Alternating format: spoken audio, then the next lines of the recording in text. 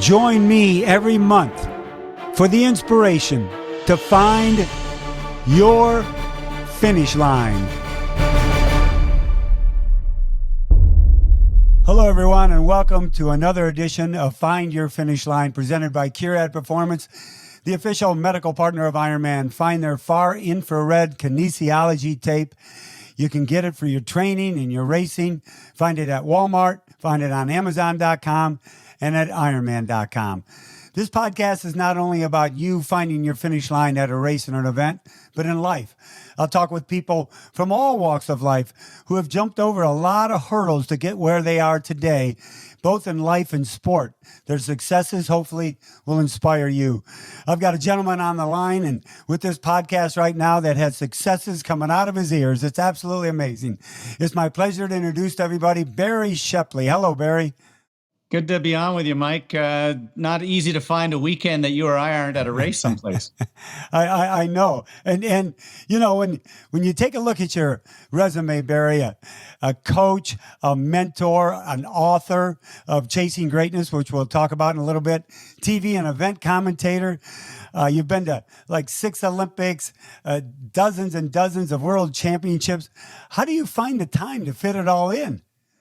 Well, I think like anything, and most of your listeners and viewers, if you want to get something done, you go to a busy person and they just find the time, right? I've got friends who aren't working and they never seem to be able to get a 5K jog in, and they can't get the birthday card on time, et cetera. So most of the people I know and they're busy, their time management, they go to bed thinking about what things I got to get accomplished tomorrow in what order, and you just nail off your task as you go. So, but multitasking for sure, sleep deprivation have been 2 of my strongest characteristics, and I'm sure they're for you as well.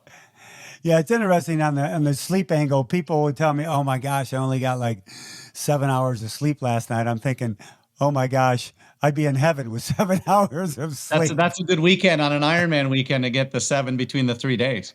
Yeah, exactly. Well, Barrie, let's step back a little bit. You've coached. You started out as a triathlete, but kind of found your passion in coaching.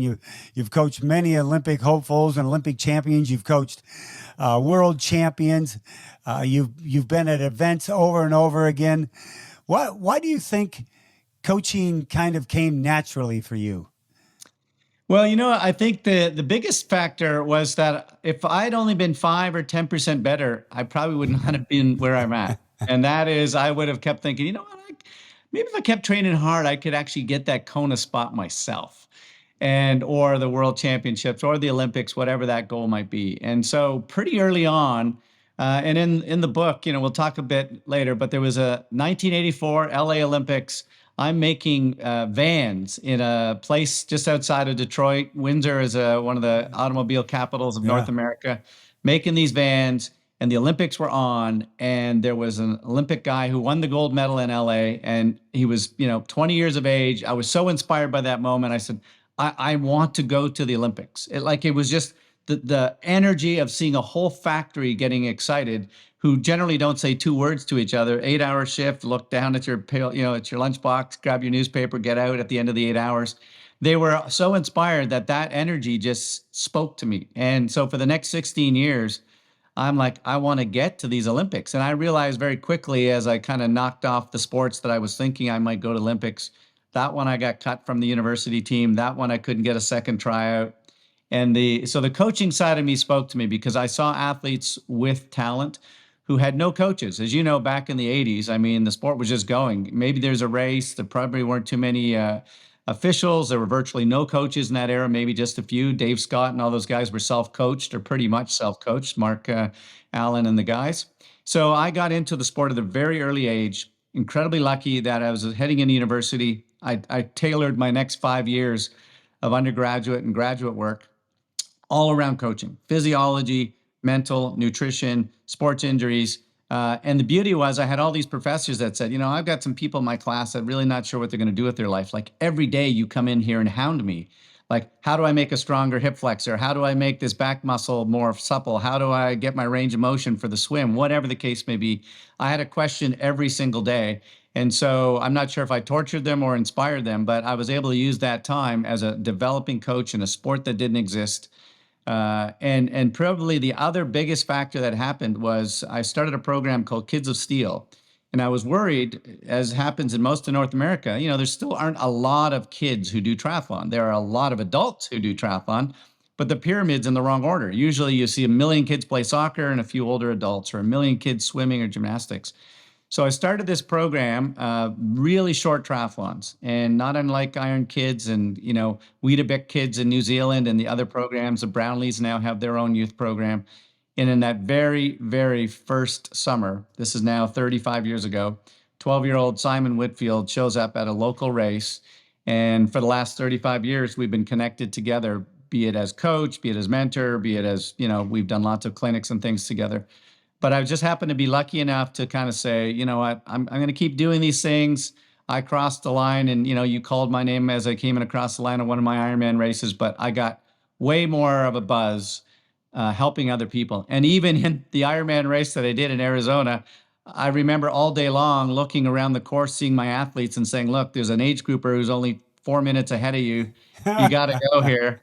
And I'm like, damn, if I'm spending my time looking at everybody else's splits, and they're not even in my age category, So I did it to hit that bucket list of I needed to get to the finishing line of an Ironman after all the years of abusing athletes, saying, look, you got another 5K, you can suck it up and just get there. I needed to go take my own pain for a day. But I get way more passion out of the coaching side of it for sure. Barrie, the best part about that, I can just see you. You're running up and down the lake there on the run, checking out the other athletes, trying to coach them. That you had to know at that point, all right, I'm doing this Ironman, I'll get it done. Yep. But I just love being able to help others. Has that always been in your nature? Yeah, it is. I mean, I grew up playing ice hockey, and so that was a sport where, as a goaltender, you spend a lot of time looking at, I'm a goalie, so you spend all the time like saying, look, to the defenseman, you got to get over there a little bit further, your sticks, whatever. So you spend the whole time on the ice, you're seeing everything that's happening. And so I'd go back in the dressing room after the game and give some feedback to a forward or a defenseman, whatever, because you're out there the entire game and you're watching what the other team's doing. So it kind of was like almost like a quarterback in football. You had that opportunity to see the whole thing and to give feedback to your teammates. And so that was an important element of it. And then as I got further into triathlon, it just became obvious to me that, there was an opportunity. I met Les McDonald, the famous, legend from North Vancouver, who got triathlon into the Olympic Games and was 5-time Ironman champion himself. So he was a massive mentor and played a huge role. And he said to me probably the most important phrase I've ever heard in my entire life, if I had to look back. You have to be where sport is. And by that, he meant you can't sit in an office, can't go do nice little things over there and not be where a race is, where an athlete's at, where the coaching workout is at, where the pool is at. You got to go and be where they're at. And so I was incredibly lucky to be, 30 years of Ironmans in Hawaii and out in Ironman Canada when it was just getting started in the early years. And then because of Les, he dragged myself and others around the world, whether it was Japan or Australia to the Gold Coast and, they're world champs and so forth. So all these people gave me opportunities. I was young enough, stupid enough to just say, there's no money in this, but, I'm going to run down the pathway and see where it leads. And sometimes you never know where you're going to end up at. And that was just, good fortune, hard work. And then when you do get a moment, you got to make the best of that opportunity. Well, you were smart enough to grab it and put it in your pocket and keep it there for all these years, Barrie, and the sport's much better off because of you. Let's go back to the early days of, the 2000 Olympics, Sydney, which, by the way, I don't know if you remember this. The first time we met physically face to face was in Sydney near the Opera House. I do remember that. Absolutely. And I thought about that just today. Oh my gosh, that's right. I remember. And I forget the guy's name, the CEO of USA Triathlon. Who was that at that Steve time? Locke, I think, at the time. Steve Locke, yeah. I was talking to Steve Locke about tickets. And then you came up and we all started talking. It was great. Well, I remember you saying, like, this is the big league. Like you were, you've been around the world, you'd seen stuff.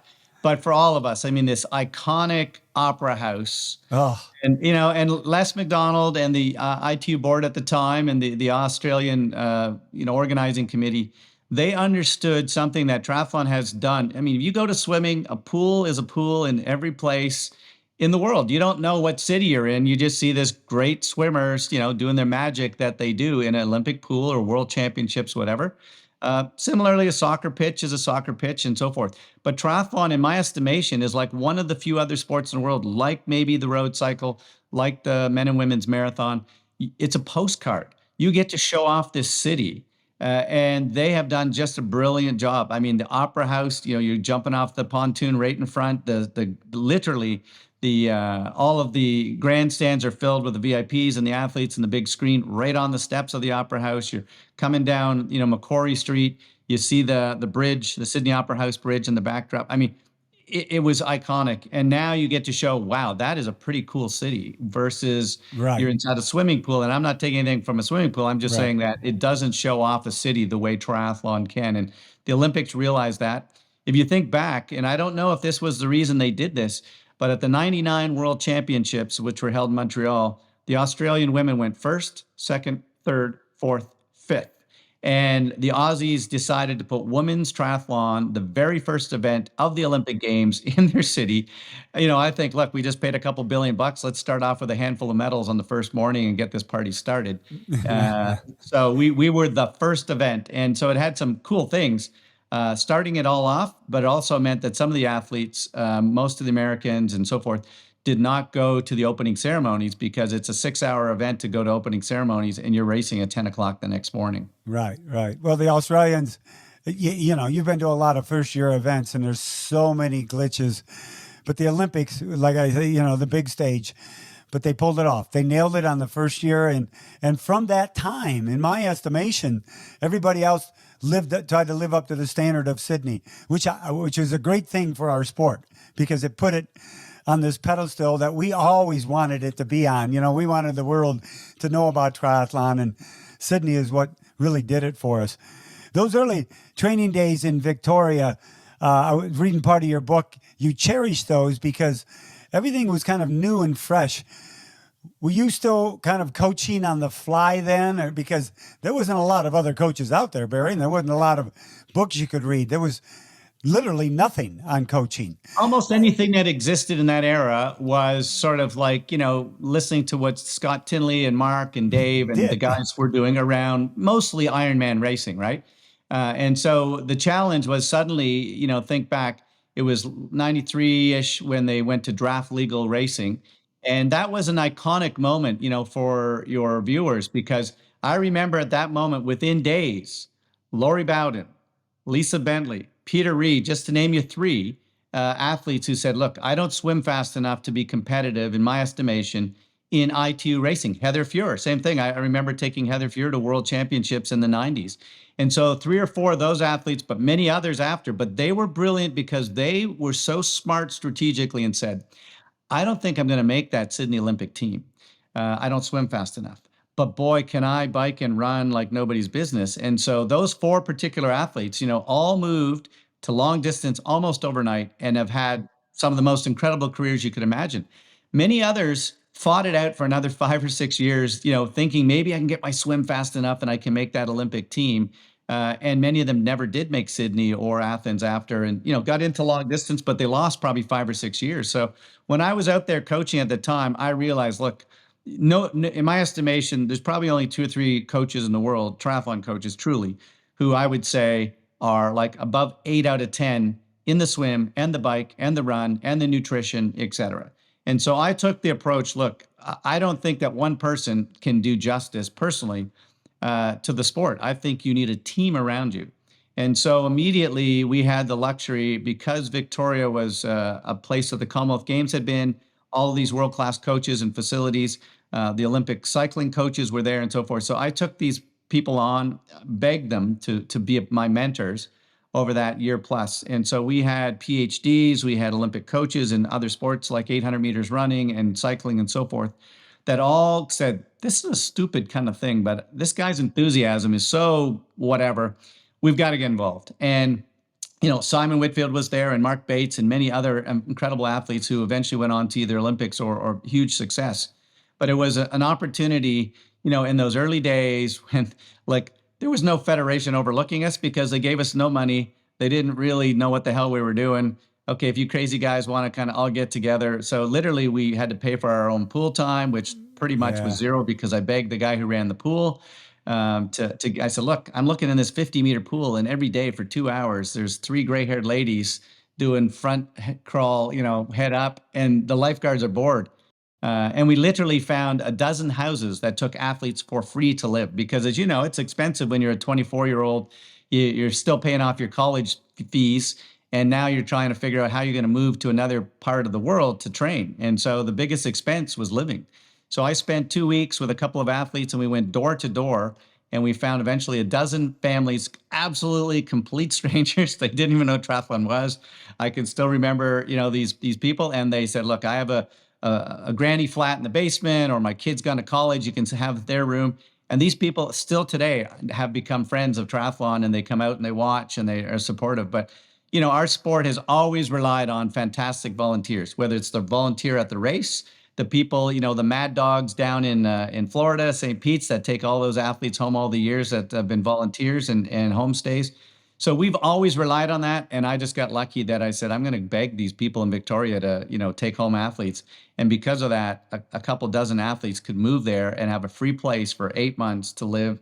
And they helped kind of get that thing rolling that eventually Lance Watson and Paul Regensburg and others, were involved in. But the biggest important thing to ever end up coming out of Victoria, other than, in my estimation, Simon's gold medal, was Greg and Laura Bennett moved Victoria to become Simon's training buddies. And I, in my personal opinion, part of Simon's victory was Greg Bennett's incredible training support, daily training partner leading into those Sydney Olympics. Like, imagine the number 1 ranked guy in the world doesn't get picked by his country. I know. And he says, screw you guys, I'm moving to Canada to help a Canadian beat the Aussies. And that's exactly what he did. And when Simon went up into the grandstands at the Sydney Olympics with his gold medal and plunked it around Greg Bennett's neck, whose father is sitting next to him in tears because he knows that could have been his son out there racing, and to understand the camaraderie of this partnership, it was really magical. That moment and that time in the sport gelled together. So many of us, Barrie, I remember that vividly. And when Greg didn't get picked, I was down there, always announcing Ironman Australia. It was a shocker to everybody in the country. And I give Greg props for his class and his demeanor to do that, to come on over and help somebody and a fellow comrade in triathlon. But for you to be there and see that all, that must have been a darn special moment. Canadian triathlon, Canada and the U.S. are connected and disconnected in so many ways. But when it comes to sport, I've always, oh my gosh, he's from Canada. It's almost like saying he's from Northern California. And I'm not saying that in a bad way. I'm saying it in a good way. It's because of our connection. When Peter Reid came to Kona and won it in, what was his first year? Yeah, 1998. Did that kind of change the face of Canadian triathlon to have the first Canadian ever win Kona? Well, so to go back and to go on the history, because he was the first male, but certainly not the first female. So you go back to the Pontus twins, who probably didn't give the same amount of recognition or visibility that a Laurie Bowden or a Peter Reid would have, because they were predominantly French Canadian speaking. They really didn't go out of their way to get media. They didn't have a lot of sponsors. They stayed in Quebec. But, again, to your early, viewers, if they're kind of new to the sport, imagine it's in the 80s and identical twin women are crossing the line at virtually every other Bud Light US triathlon for about 3 years, 1, 2 hands, whatever, and then winning Kona. So they certainly helped start the sport. But the reality was, and you talked about the relationship of Canada and the United States. I mean, no doubt in my mind that Canada's success, even through to today, is significantly because of geography. So, everything started down where you're at in California with, the Collins and everything that happened between San Diego in 74 and then 78 with Ironman and so forth. And so Canada, we got lucky on about 3 accounts. One was all of our Western Canadian athletes in Vancouver, in British Columbia, in Penticton, they got a head start because of their connection to the West Coast of what was happening. And Les McDonald lived on the West Coast. Then there's this incredibly bright guy, Graham Fraser, who starts his series, in the biggest, most populous province where I live in Ontario, just outside of Toronto. And within a few years, he's got 10 races that are virtually sold out every weekend, 1,500, 1,800 people in age group races, talking in 87 and 80, in the 80s, having those kinds of numbers. He hosts the World Championships in Muskoka. And so that starts the ball rolling. We're now on television. Like, we were on television more in the 90s with Graham Fraser than we've been in the last 7 or 8 years in Canada. So he gets us on every other weekend, and it becomes a huge, important element in terms of promotion. You see another 22-year-old guy, I could be that guy or gal. And so when eventually Peter wins, we've already been doing this bad boy stuff for, about a decade of success. And Peter had been in our national team. I remember traveling with him to many races. In fact, he quit the sport for almost a year and said he was working in a factory doing something he was hating, and said, you know what, I'm going to give this one more try. So he left Quebec, went out to Victoria, started to train. Rock Fry, has done a brilliant job with his career and coached him to his great wins. And so Peter put us on the map, no question. And then before you could blink, Simon Whitfield comes along and wins the biggest one-day race our country had ever seen. More people saw Simon. It was a Saturday night in September when the traditional Canadian would be literally in front of their television watching a hockey game. Literally at the time of the day that you'd be watching a hockey game was the time difference between a Sunday in Australia and a Saturday night in Canada. And so there were numbers at one point that over 85% of Canadians identified Simon Whitfield, who he was, knew what sport he did, and that he won a gold medal. So, I mean, this is not like just, kind of like whatever, some little Saturday morning 5K that you won. I mean, he did it in historic fashion. Now you've got an Ironman guy like Peter. You've got Simon Whitfield, you add Laurie Bowden and Heather Fuhr and, Carol Montgomery and some of the other great athletes that came in that era. Sharon Donnelly won the Pan Am Games. And so we were in our, in my estimation, our heyday. The Canadian heyday was probably an 8-year window between about 98 and say 2008, when Simon won his silver at Beijing. And in that 10 years, I did more live television for CBC in that 10 years than in any other period of time before or after. And it's because there were household rock stars who people loved watching. And so it was great last weekend to be able to do the PTO stuff, because now suddenly there's a Paula Finley and a Lionel Sanders and a Jackson Landry and some of these other names that are coming along. But if I had to say what was the heyday, it was probably that 10-year window. Well, I'm glad you brought that up.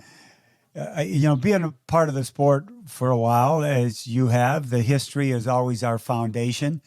But I'm always about tomorrow, because I, like you, want this sport to grow and flourish and more people come into it, more youth come into it. And 10 years from now, we go, wow, look at the explosion.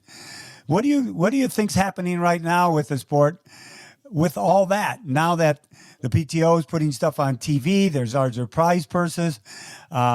People are going to races all over the world, and those types of things are happening. Do you see another little rise in the sport because of that?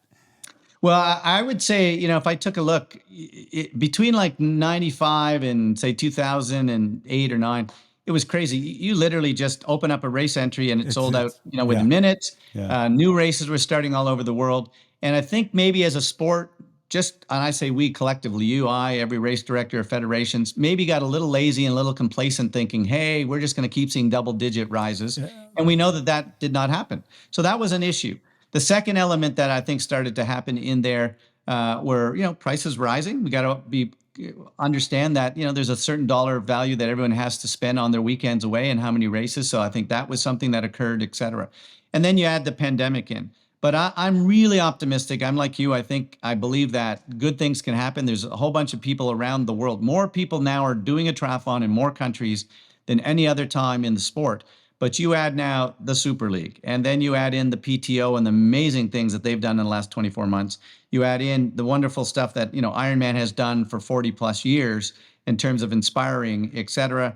The number of new countries that continue to come in, and that was Les McDonald's push. If the Olympics had not happened, if you ask me, there, in my mind, there's kind of 3 milestone dates. There's kind of that 74, maybe 4. 74 when that first little race happened in San Diego, which was, they didn't even know what they were really doing, but it happened. 78 was the Ironman, really milestone date. 2000 Sydney, and then this 2022 at the PTO, because I think what they're going to do is they're going to increase the number of households that are watching the race, not during the Olympics. We need to get just the average person who turns their television on and sees something happening in there. So I'm really optimistic. I think there's that short and fun stuff, that long stuff that, the Ironman has, the middle stuff that the PTO is looking at doing. And I really believe it all fits together. There's a year that you have the time to train for an Ironman or a 70.3, but then there's going to be years that, I'm going to go do that ITU sprint race because I'm so busy at work. I've got 9 hours a week max. Right. And I can fit in the 5K run and I can fit in, 2K of swimming twice a week, et cetera. I was just in Montreal for the World Sprint Champs 3-4 weeks ago. And it's fantastic to see 75-year-olds in a sprint race hammering the heck out of each other. And an hour later, there's Georgia Taylor Brown and, that group of athletes, Alex Yee and so forth, smashing it over 54, 55 minutes. So we really are at a golden moment. And I think we just have to, as a sport, not see each other as competition, but say, look, we all belong to the same family, whether it's long or short. There's a respect in there. Some of these athletes, are amazing and come all the way through, like a Tim Don, and others have come from, being short course to long stuff to back to, coaching and the Super League and so forth. Chris McCormack, obviously, the poster boy for something like that. So I really think that we're in a good place. And I think that every race does not have to be a massive 10,000 people, $1,000 entry fee. I mean, I love it seeing grassroots stuff, and I still put on a few of those races. In some cases, you get the biggest smiles. But of course, people ultimately want to get to a big event. And so going to an Edmonton or a Dallas or, over to the Collins Cup or to Kona, those are all places that you dream about and you save your pennies, and every 3 or 4 years, you plan to go back. Hold on, everyone. We'll be right back after a message from our sponsors. Curad, the official medical supplier of Ironman. Let Curad keep you strong so those strains and pains of training and you trying to find your finish line go away. With their wraps, races, and tape, and especially their far infrared kinesiology tape that'll keep you strong through all your training. Check out their products today on Amazon.com, at Walmart, and Ironman.com, and let Curad help you find your finish line.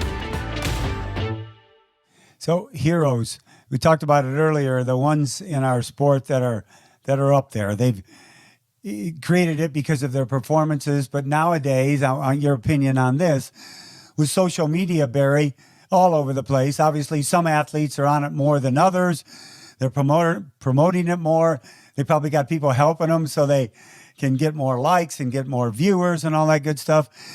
Where's our heroes? Are the ones we're going to look at come from performances, or the ones that are out there doing the best job on social media, or the combination of the two?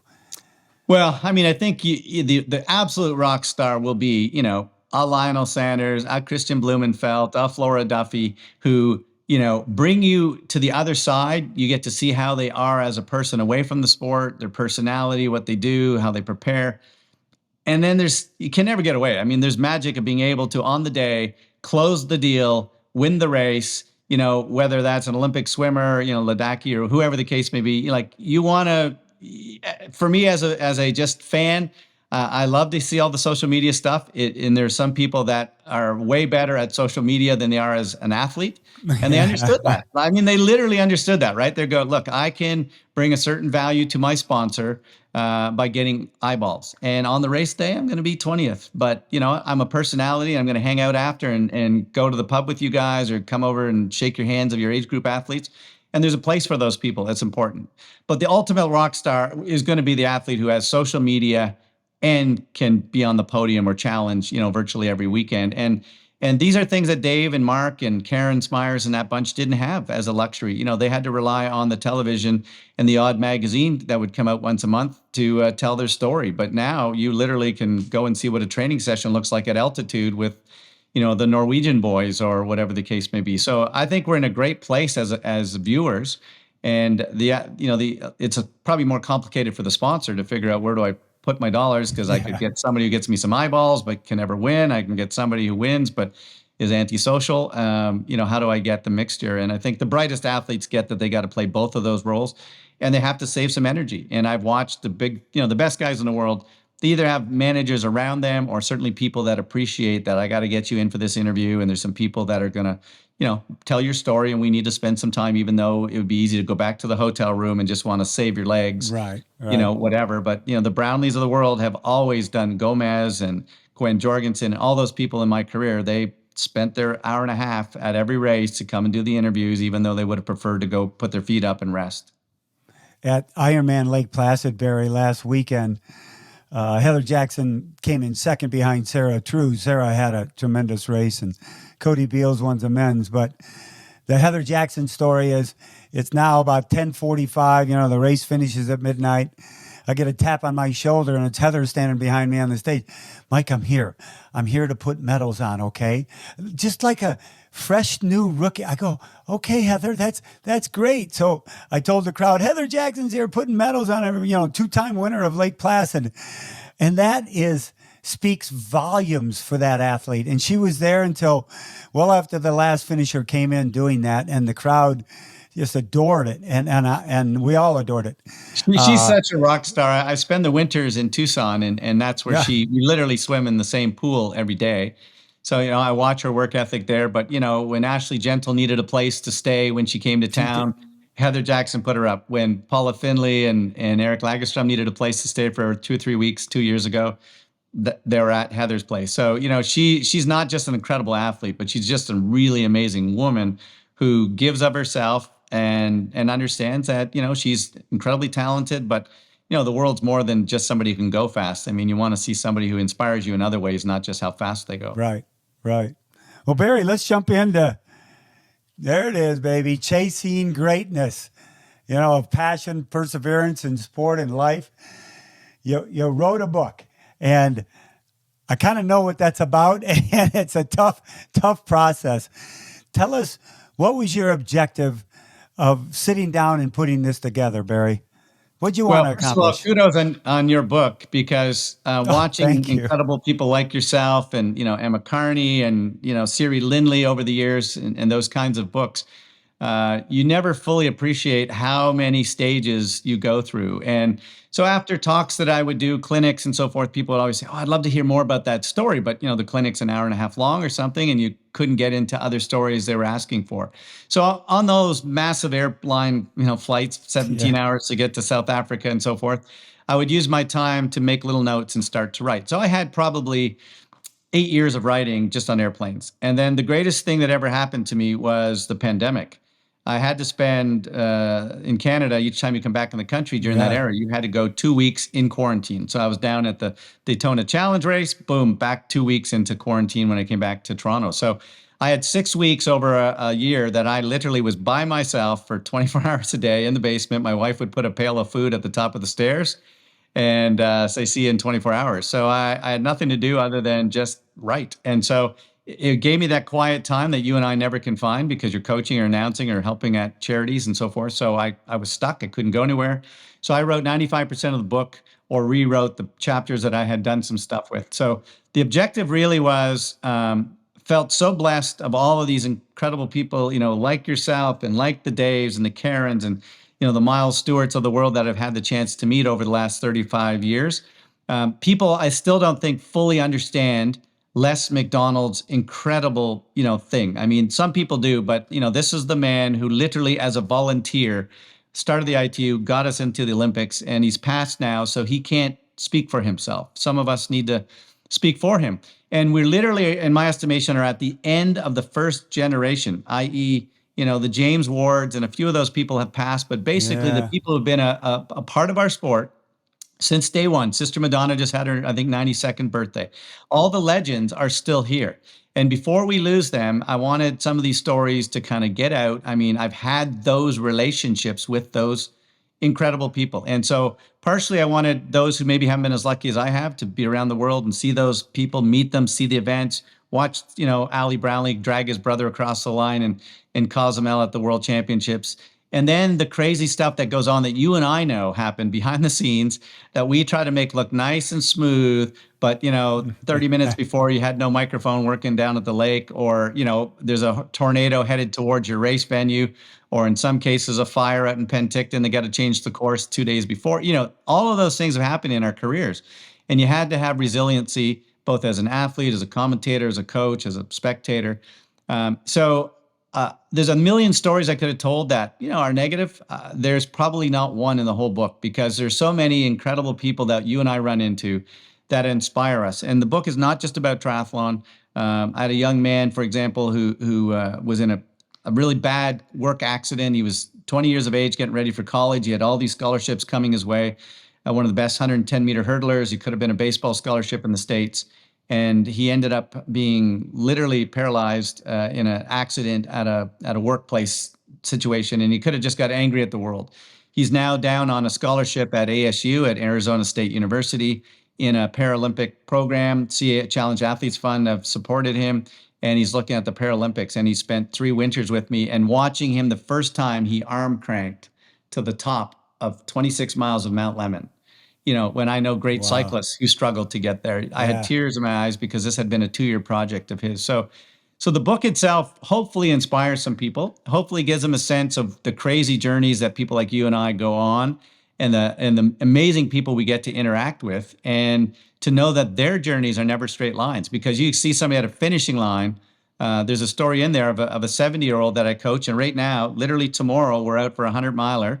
He's 74, and the objective is to qualify for Kona next year. So he was one of only 2 people who've ever broken 12 hours in Hawaii as a 70-year-old in the Ironman, when he won in 2018.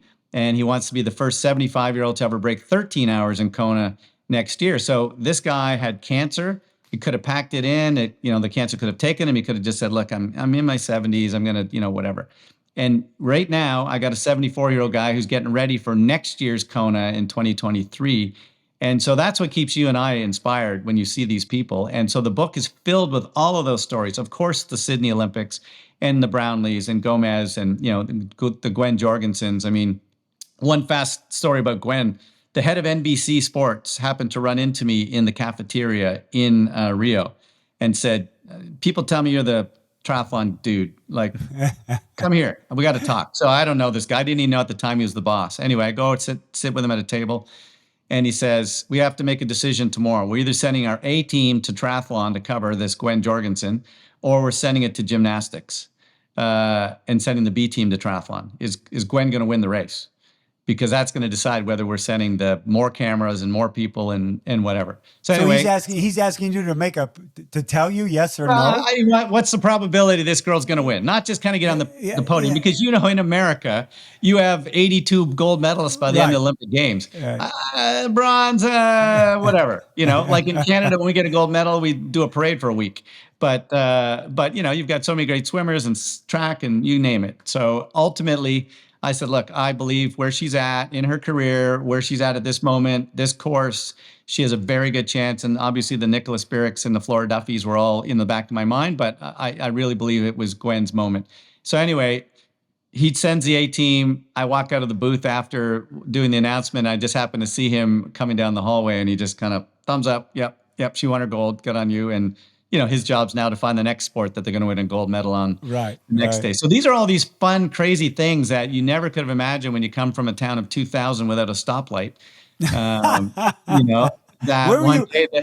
What town were you from in Ontario? The little town is called Harrow, which is way more famous for Lionel Sanders. Lionel grew up, we went to the same high school, literally, and 20 years, there's 20 years between us roughly in age. He got his high school teacher called me and said, look, I got this kid I can't describe him. Like, he's unique and he's running, and we've got the provincial championships coming up. Can you help me coach him? So I would send the workouts down to this guy, Dale Larson, the chemistry teacher. And so I went to the championships to see Lionel race. I'd never seen the kid, only his data. And it was not the kid I thought I would see. I thought I would see this ectomorphic runner who had, he's been putting in these really fast times. And I see this guy who looks like he should be playing rugby or soccer, not running. And so we went for supper, and I'd gone and walked the course and gave him some suggestions on how I thought he should run this course. And he did completely the opposite of what I had suggested. He went out like a wild man for the first 500 meters. He had 50 meters on second place and ended up in 16th place, dragging himself to the finish with pure guts of Sanders. And I saw what his personality was like then. And so, over time, I eventually brought him up to where I live in Toronto, and our club financed his first, 3 or 4 years of his bikes, of his travel, of his, brought him to Tucson, Arizona, where he now lives. And So it was great to watch Lionel's journey and, the amazing team he's got around, he and Aaron, with him now. But, we signed literally his first sponsor. I was doing all that stuff for him at the time, Louis Garneau, at 8:30 or 9 o'clock at night in Mount Tremblant in 2014. And they had no intentions of sponsoring a triathlete. Like, maybe we'll give him a bike. By the end of the night, I convinced them that this guy is special. They'd never heard of him. And, let's give this a chance. And the next day he went from dead last through Sebastian Kienle and all those great athletes. And the only guys still ahead of him, I think, were Tim Dons, Jan Frodeno, and Javier Gomez. He ran himself into fourth place, in the first 70.3 outside of the United States. And so I got a phone call from Garneau saying, maybe this kid's got something special. And, they spent a lot of time with him, is still his shoes and that kind of stuff, and, help find Freshie and those kinds of places. So it's been great that a kid who came from the same town, literally, we had no swimming pool. And that's probably both our problems. Had he had a swimming pool when he was 12, he wouldn't still be working on his swim at 30 years of age. But anyway, it's been fun to watch his journey, and what a special athlete Lionel is. Yeah, what an honor for you to be a part of that journey, because and be a big influence on that journey.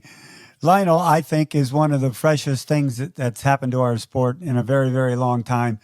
As a matter of fact, when, I don't know, about a week ago, there was a picture of you and Lionel somewhere, and I sent him and Aaron a message, hey, I'm going to have Barrie on the show. Oh, my God, that's great. They came right back, and that connection there is very strong. I don't know about you, Barrie, but for me, when I wrote the book, there were stories I had to leave out that really hurt. It was, you can only you can't write War and Peace. You gotta, yours like 280 pages. I'm a little less than that. And I had to leave these stories out. Did that hurt you like it hurt me? Oh my God. So I'm not sure who did that for you, but, I said, look, if you're going to do this, you need to get a proper editor after I wrote the book. And she was fantastic. She really was. And was great because she wasn't a triathlon groupie. She didn't know the sport. And so, but she was so thrilled at the end of reading all of this stuff that she said, I would buy that book as somebody who's never done a triathlon, doesn't know two triathletes' names, but she was so thrilled with just the material. But she did the evil, which was the stories that got cut. And they were so painful. For example, there's a kid named Rob Krar who won the Western States 100 2 years in a row, or 2 out of 3 years. Yeah. He was one of my junior triathletes who I took to World Championships in 1994 to Wellington, New Zealand. And so we reconnected. One day I'm in an airport and I see this picture, America's greatest runner, and I'm looking, and it looked like Forrest Gump, big beard, lean chest. He had just won, I think, the Western States 100 for the second time. And I'm like, I recognize that face. And I look, and it's Rob Krar, and I'm going, I coached that kid 15 years ago. So anyway, for the book, I track him down. He's living in Flagstaff, running these great courses of long distance training sessions for people. Amazing guy. And that story, as incredible as it is a standalone story that at a dinner party, you could tell the story just like half an hour, just about how amazing he is, doesn't make the book. And so for me, there was 2 or 3 parts. One is these were important stories and great people and great messages. So that was painful that it never made it. And secondly, I just didn't want them to feel like, hey, your time with me just didn't matter that much. You didn't make the book because you weren't important enough. In fact, that wasn't the case at all. It was painful. So, my my wife, who is my biggest fan and the person who edited the final spelling, grammar stuff, et cetera, she's already making notes for Chasing Greatness 2. And I'm like, I just got to get through Chasing Greatness 1 right now. But it's been fun because of Amazon, and if you're outside of Canada, it's the easiest way to get the book by far. Right. Australia, New Zealand, UK, I've been getting, calls and emails and texts and stuff from people all around the world who were parts of those experiences. And so how amazing 20 years later, 30 years later, to run into people that were really important part of your life. And, because of they're not traveling any longer, maybe you don't run into them, or the race isn't there any longer. I mean, one of the greatest races, if you talk literally, Mike, to Hunter Kemper and Joanna Zagar and all of the French kids and the Brits from that kind of 98 to about 2004, and you ask them what was the greatest triathlon in the world for them in that era, you'll get probably a 90 percentile saying Corner Brook, Newfoundland. Like most of your viewers don't know where that place is, never heard of it. And this was a town of 20,000 people. And this guy, who is a fisherman, a very successful fisherman, I might say, said, look, we're going to bring the best athletes in the world to my town. And everyone laughed. He literally showed up at Graham Fraser's World Championships in 92 with the ugliest purple cod squad fish. It's a fish, cod squad, ugly t-shirt saying, look, you got to come down to my town. I'm like, dude, my life is busy. I don't know where Corner Brook is. I'm not going there. He gave me 10 airline tickets and 10 VIP hotel nights and so forth. And I brought Lisa Bentley and all these athletes down, Peter Reed, and they absolutely adored the place. Within 4 years, it was now a World Cup race. It hosted Alistair Brownlee at the World Duathlon Champs one year. And these guys, literally the entire town would shut down. And you know those kinds of towns where every person is there, plus a neighbor who comes into town, et cetera. And so, these are places that you and I have been able to get to. Maybe they're not on the circuit any longer, but the memories of those places, are incredible. And Scott Molina literally went there. This is how tough the course is. No man had ever broken 2 hours for an Olympic distance race in this course. I mean, Scott Molina became the first guy to ever do that. And he stayed at Bill Barrie's house, at the guy who owned the race and ran it. And Molina's like, this is the craziest town I've ever been to. And so Craig Walton eventually destroyed that record, and Hunter Kemper and all these great athletes, would come back and race at this place. Exactly. Listening to you, Barrie, and knowing and hearing the great voice you have, are you going to do an audiobook? You know what? I need to talk to you when we get off air. I know squat about that, but I have probably, ironically, let's talk. 50 people, I'm not exaggerating, maybe 100 people in the last 7 days have said to me out in Edmonton, various places, when is your audiobook coming out? And I profess, my ignorance is so large. I've never listened to an audiobook. I'm not in the same seat for 16 seconds, but dozens and dozens of people have said that. So it's clearly something I need to investigate. And you and I mean, the hardest part for me was you and I are much better at telling a story probably than writing a story. And so all the details were there in the book, but like my editor's like, you sound like you're talking to me. Yeah, that's the way it should be.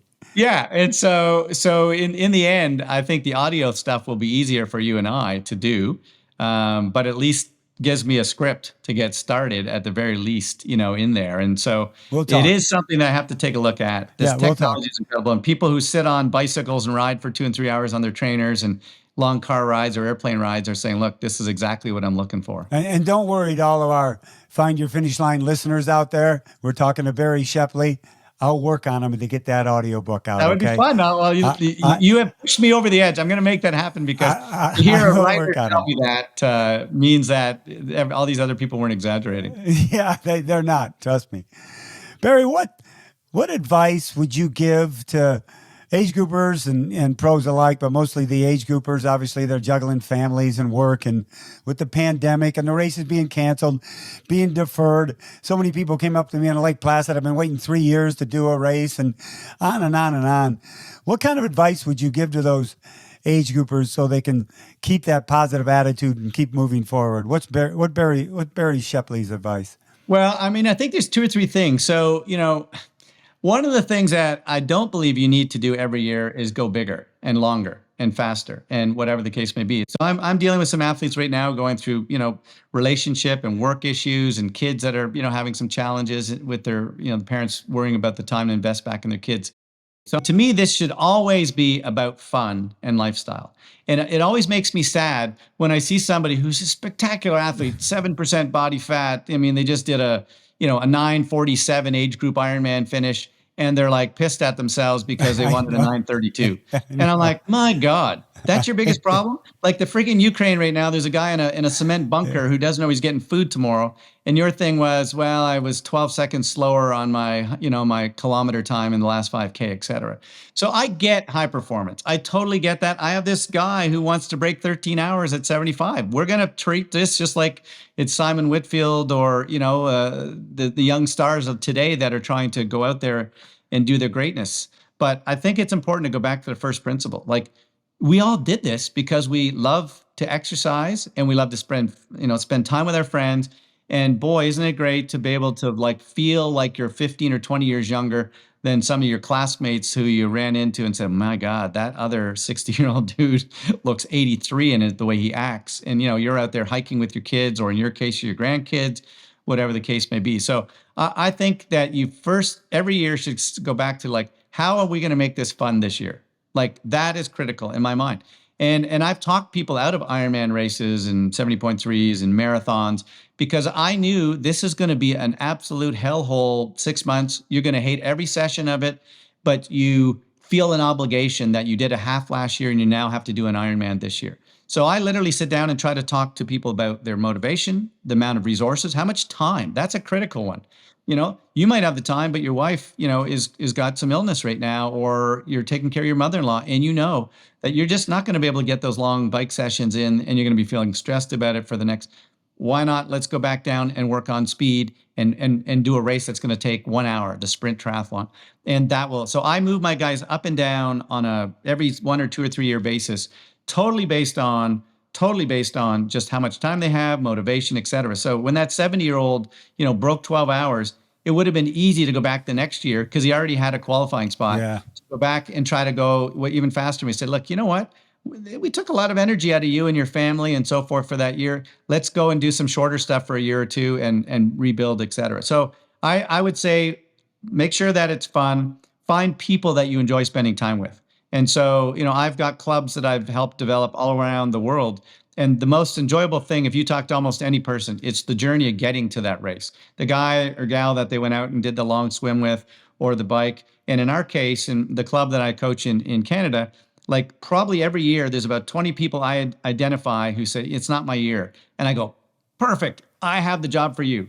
Your job is about 5 times this summer. I'm going to need someone who's going to go bike 120K, the last 120K of 180K with my age group lady who needs some motivation late in the ride when she's going to want to stop or whatever the case may be. So when we get to an event, there's a collective energy amongst everyone that lady had 12 people contributing to her long day run, her swim, her whatever the case may be.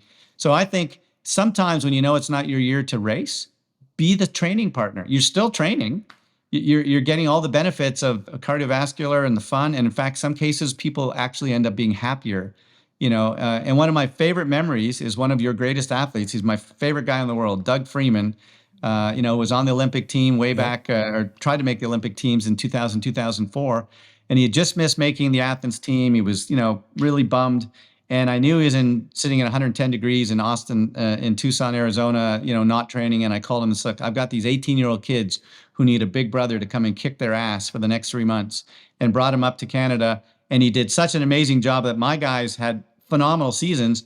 But by October, I think he won nationals that year for the United States. And he would have been sitting on his butt being depressed all summer because he hadn't made the Olympic team. Right. So giving to other people sometimes is the greatest contribution you can make to yourself. You're not thinking about your own problems, et cetera. And we've seen that. That's why I love the sport so much. It is a strong family unit. And, we all have our families at home and our loved ones. But when we're able to go to the races, the family unit and the camaraderie and the passion in triathlon is amazing. To see the families on the sidelines, it's incredible. Really, the smiles, the T-shirts, the posters, and you can see like that is their son's Olympic day or wife's Olympic day. They feel exactly like the parent of an Olympian, and they should, because of the contribution, the amount of hours. And this is something they probably had sat watching on a television 30 years ago, 20 years ago, 10 years ago, and now it's them out there on the course. Mike, the number of people you've been able to bring across the line and, their most important moment of their career, you're attached to. I understand that, and that role that you play there, and what a special bond you have with those people. It is. It's an honor. Barrie, on Find Your Finish Line, the last question I ask comes from table racing. Table racing came out of the Baja 1000. I've got friends that have the big trucks, and they've won the Baja 1000, and they call it table racing. They sit around the table, the picnic table, the chairs, and reminisce about the event. So I call it tri-table racing. So reminisce with us about any event, whether you participated in, coached or whatever, that comes to your mind right away. So reminisce and tri-table race with us right now. Okay, well, there's so many, but I'll take one that certainly wouldn't jump out at probably any of your other listeners or viewers. 1992, Graham and Sue Fraser hosting the World Championships in Muskoka, a place that has now hosted some of Yeah. the biggest races in the world for 30 plus years. And, you know, all the superstars had finally, for the first time, come to Canada.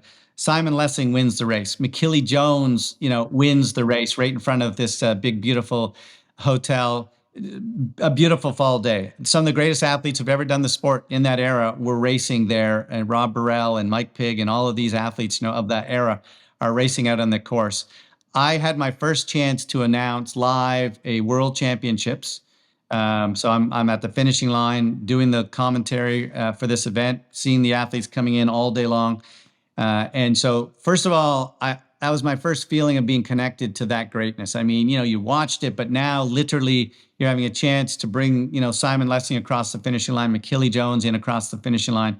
And to add to that moment in that day, I had a 18-year-old, Christy Otto was her name, and she got the bronze medal in the World Juniors.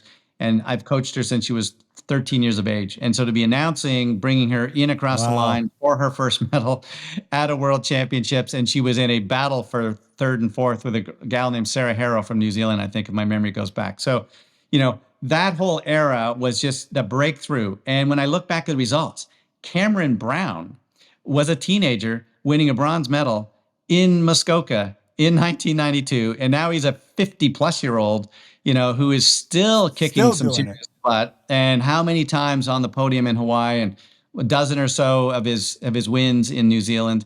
So that was that kind of breakout moment, and I've let Graham Fraser know how important that was for me. I mean, he gave this kind of nobody young dude a chance to try to build my skills in his series, doing the commentating. And then instead of, say, bringing in a more established person for the World Championships, I got that opportunity in 92. And so that will always kind of stick out because, suddenly it was like 2 or 3 or 4 years later, whether it was Brad Bevan or whoever you were announcing. I mean, I've seen all these guys now for 3 or 4 or 5 years, and I never stopped being admiring them, but I just did my job, as you do your job, and you weren't overwhelmed by, oh my God, out there is Emma Carney or whoever. It's just these phenomenal athletes, and my job always was to try to make it entertaining for the spectators. And you do the same thing. When you got 2 or 6 or 12 or 17 hours, that's a long time. It's not a tennis match that's done in a couple of hours or a soccer match that's done in 90 minutes. You got to entertain. And so you and I and Steve King and all the great announcers, Paul Kay and all the other great announcers I see around the world, we all have the same thing. We're armed with 10,000 stories, and you're never going to get them all out in even 17 hours, but that's a cool thing to do. Well, Barrie, you know what? I had a buddy say to me the other day, we were sitting down watching a baseball game, and he goes, don't you kind of wish you went into baseball announcing? Because we're a baseball family. My son played a lot of ball. And I go, what are you talking about? He goes, you'd only have to do it for like 3 hours, a 9-inning game. I go, I know, that'd be unbelievable, but I wouldn't have the passion that I wanted to have. And that was it. So, Barrie, you are an amazing, amazing guy. What you've done in the sport, I don't think it's going to be paralleled. You just keep going and going. And as I said earlier, the sport is much better off because you're in it. Canada is up there because you're in it, and we appreciate that. So thank you very much for being on the show. Mike, it is a great pleasure. And literally, you and I know how lucky we are. I mean, I watch the shows. I see all the great people that are out on these podcasts, and it's incredible when you realize the magnitude from young to old, coaches to sponsors. And we're still in that first generation. I mean, with the exception of a Les and a James Ward and a few others, our family is still intact, right? Yeah. And I never want to forget that. And I know that in 25 years from now, we can't say that.